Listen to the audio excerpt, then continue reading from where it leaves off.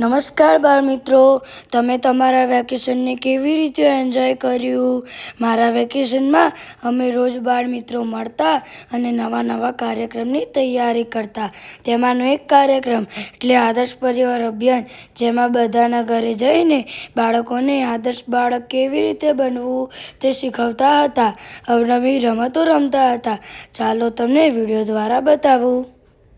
મહંત સ્વામી મહારાજે સત્સંગ દીક્ષા ગ્રંથના 79માં શ્લોકમાં કહ્યું છે કે ભક્તિ પ્રાર્થના સત્સંગ હેતુના પ્રતિવાસરમ સુંદરમ મંદિરમ સ્થાપ્યમ સર્વે સત્સંગી વિજરે.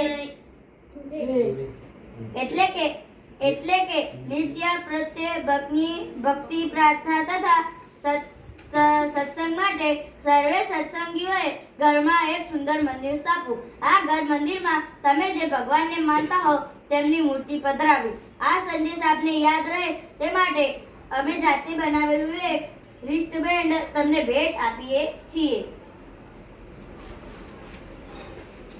આપણા પરિવારની ઓળખ આપણી વાણીથી જ થાય છે. આપણે કેવું બોલીએ છીએ તે આપણો પરિચય આપે છે.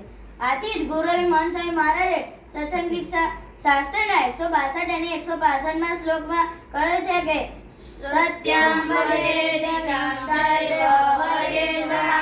પ્રિયં તથા મિથ્યારોપ્યો વાદો ન કસ્મિંચિત કરિચિત જને.